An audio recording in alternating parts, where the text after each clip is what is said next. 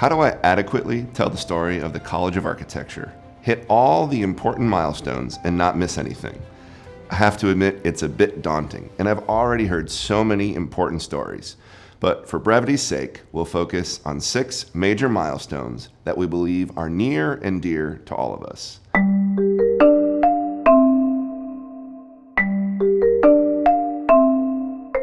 While we have arguably been conferring architecture degrees since the 1800s, and certainly by 1930, as a College of Architecture, our first major milestone would be our formation in 1973.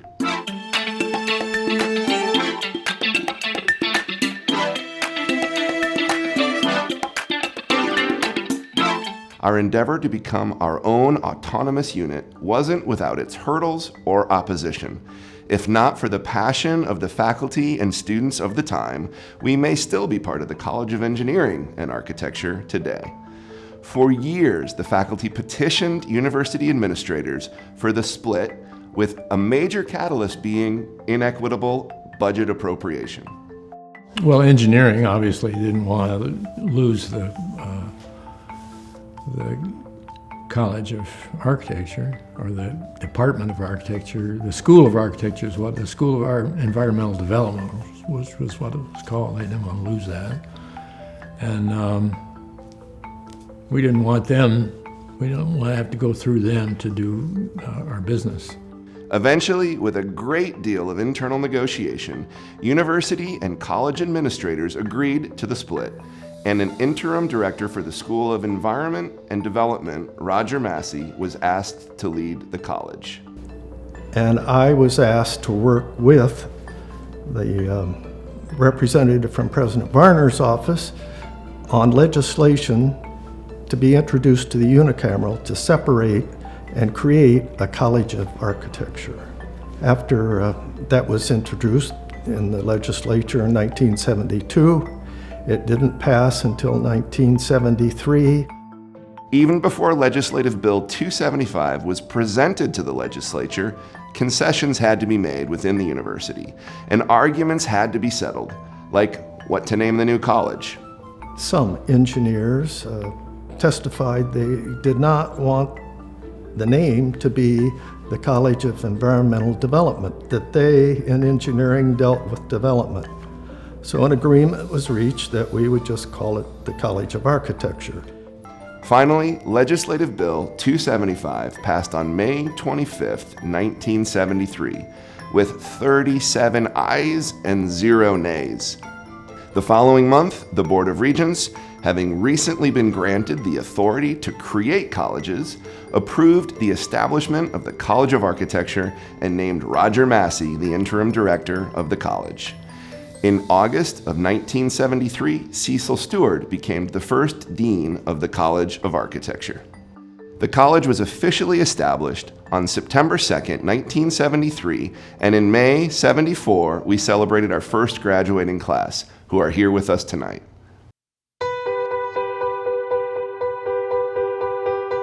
Coinciding with the creation of the college was the establishment of the Community and Regional Planning Program. Roger Massey was asked to be not only interim dean of the new college, but also chair of the Community and Regional Planning Program.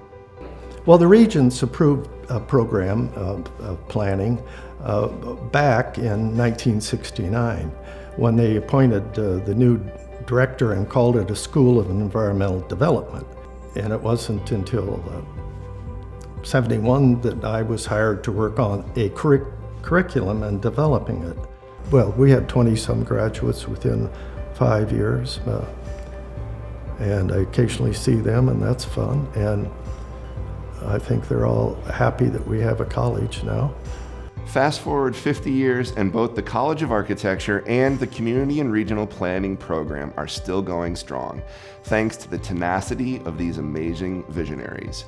We indeed stand on the shoulders of giants. Fast forwarding through the timeline to our next significant milestone could arguably be the creation of our link, built in 1987. We took the route where if we could take the ancillary spaces out of the two buildings. Things like the restrooms, the elevator, the stairways, the mechanical equipment, vending down in the basement.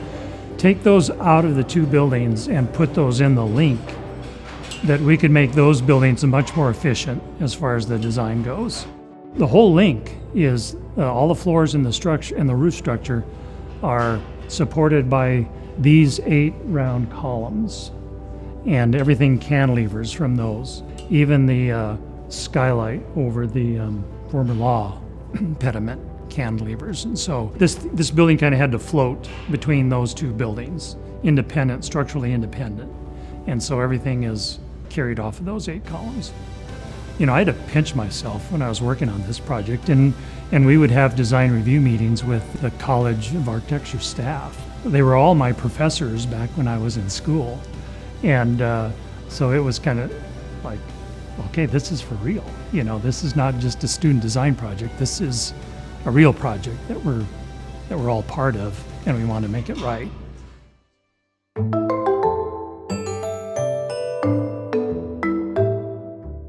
The idea of adding an interior design program to the College of Architecture dates back to at least 1972 and perhaps earlier, according to the Architecture Department faculty minutes.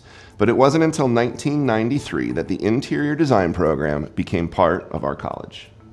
The simplest answer for why the program of interior design moved to the College of Architecture is simply timing. Everything came together.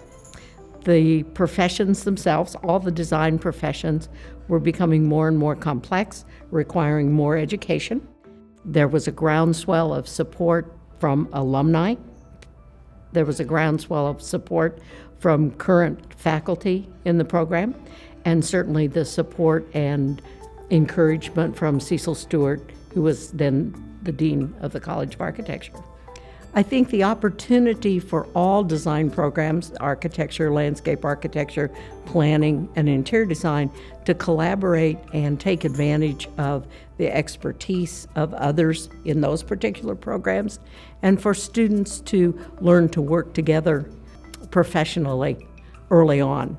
And it made students then much more valuable as they went out on internships and certainly gained professional positions. Landscape architecture was another program that the faculty had proposed for development in the 1970s, but it wouldn't be until 2006 that their dream would finally be realized. So landscape architecture began in the architecture program just as interior design did. There was a need to fill a gap, in my view, and that is between the policy-oriented planning faculty and the design building-oriented architecture faculty. So we needed something that went beyond buildings and responded to policy. And landscape became a really good program to do that. Because landscape architecture is particularly focused in largely the public domain, having our students understand and have experiences during their education of working with real clients, with people who have real needs and real desires to have public hearings and other kinds of things as a part of their education, better prepare them for what they're going to do in their professional lives. And it's one of the reasons why Extension was part of the partnership that helped to form the college in the beginning, to make sure we had a good connection with communities and delivering of services to communities.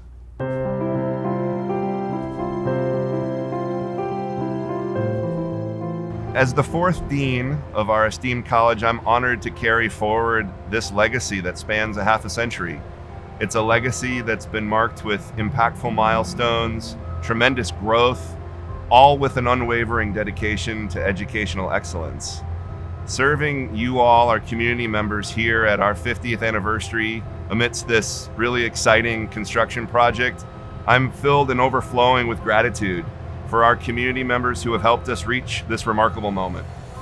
Our current remodel and expansion project will create 33 new studios, a state-of-the-art lecture hall, a redesigned library, and really marks a significant chapter in our institution's history. It was long overdue, given the extreme growth in the college, especially over the last 5 years. And we have a lot of gratitude owed to now EVC Kathy Ankerson, former dean, who laid the groundwork for this expansion by partnering with BVH for a space study and Allie Pointer Maquetto for the Phase 1 renovation.